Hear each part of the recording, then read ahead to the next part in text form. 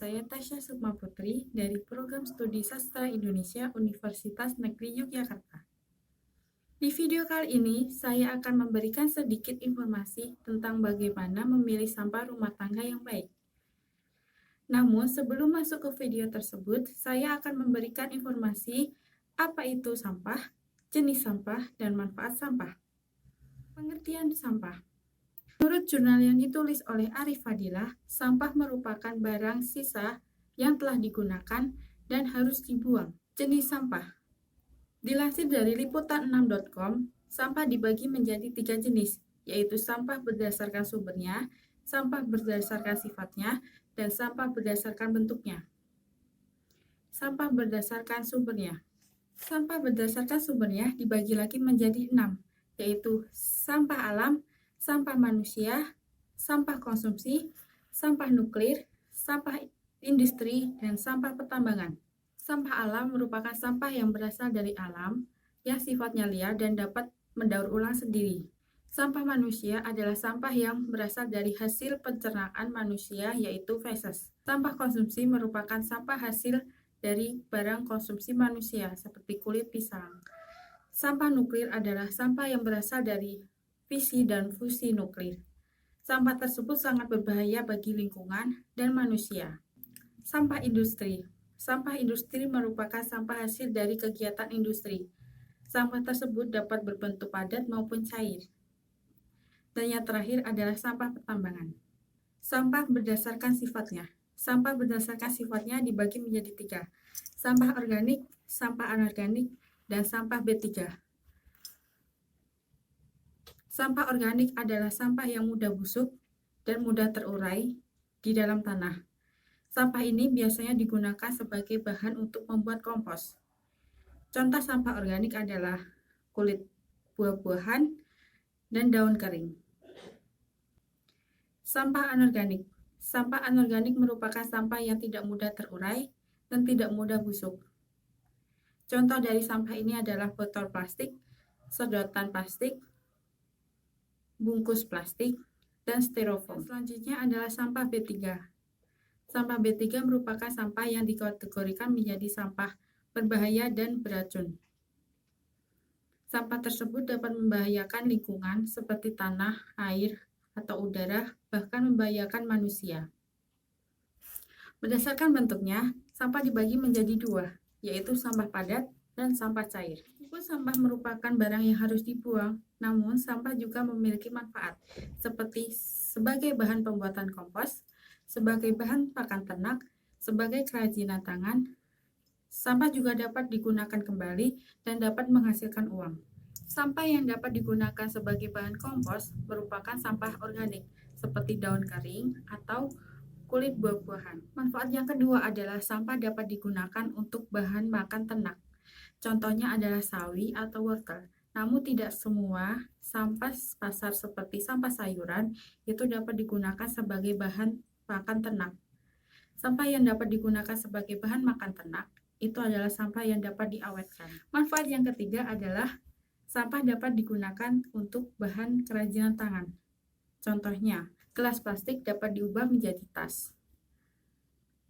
Botol plastik dapat diubah menjadi pot. Gulungan kertas koran dapat dijadikan menjadi tong sampah. Manfaat yang keempat adalah barang bekas dapat digunakan kembali. Contohnya adalah botol deterjen. Botol deterjen yang sudah tidak dapat digunakan kembali sebenarnya dapat digunakan kembali dengan mengisi deterjen refill, sehingga kita tidak perlu membeli botol deterjen lagi. Manfaat yang kelima adalah kita dapat memperoleh uang hasil penjualan barang-barang bekas. Barang-barang bekas atau sampah yang sudah tidak dapat digunakan seperti sampah botol, botol kaca, kardus, botol plastik, itu dapat dijual di bank sampah, di mana dengan menjualnya kita dapat memperoleh uang.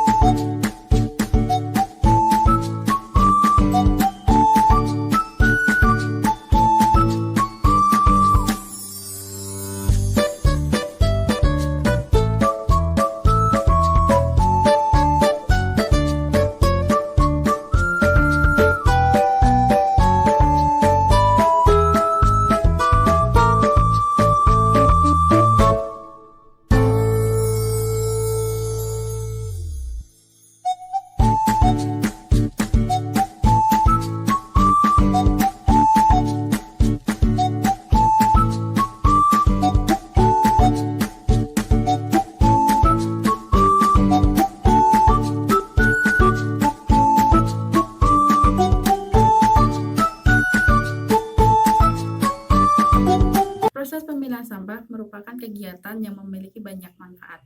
Yang pertama adalah menghemat uang. Saat melakukan pemilahan sampah, kita akan memilih beberapa barang yang dapat digunakan kembali seperti botol, wadah plastik, atau mangkok plastik, atau gelas plastik, yang mana itu dapat digunakan kembali sesuai kebutuhan, sehingga kita tidak perlu membeli lagi produk yang baru. Yang kedua adalah menghasilkan uang. Seperti yang sudah saya jelaskan di awal, bahwa pemilihan sampah itu dapat menghasilkan uang, di mana kita dapat menjual barang-barang bekas yang dapat diterima oleh bank sampah seperti kardus, botol kaca, lampu bohlam, mangkok plastik, gelas plastik, dan sebagainya. Yang ketiga adalah mengurangi polusi. Setiap produk atau beberapa produk itu memiliki zat-zat kimia yang berbahaya, di mana saat kita mencampurkan dengan sampah lain atau kita buang di tanah, itu akan mencemari tanah, mencemari air, atau bahkan mencemari udara. Sehingga produk-produk yang memiliki zat kimia berbahaya harus dipisahkan sendiri. Yang keempat adalah membantu para pekerja yang mengurusi sampah. Dengan melakukan pemilihan sampah mandiri, hal tersebut dapat membantu atau meringankan pekerjaan para pekerja yang mengurusi sampah. Selain itu, melakukan pemilihan sampah secara mandiri dapat menghindari kecelakaan pekerja. Misalnya kita membuang gelas kaca dan disatukan dengan sampah lainnya, hal itu bisa saja dapat melukai pekerja, sehingga kaca atau lampu bohlam itu harus disendirikan. Dan kalau ingin dapat dikembalikan ke bank sampah dan kita dapat memperoleh uang. Sekian video cara pemilihan sampah rumah tangga yang baik. Di dalam video ini pasti banyak sekali kesalahan atau kekurangan. Oleh karena itu, saya mohon maaf. Sampai jumpa di video selanjutnya.